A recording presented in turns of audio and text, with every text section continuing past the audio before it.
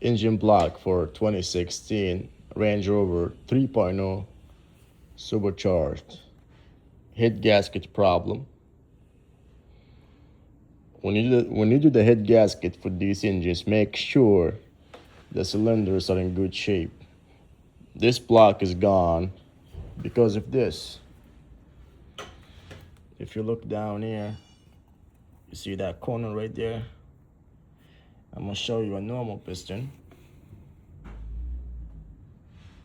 It's supposed to be looking like this.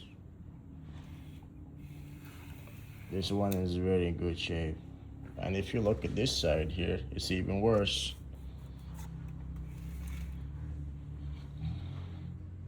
See that?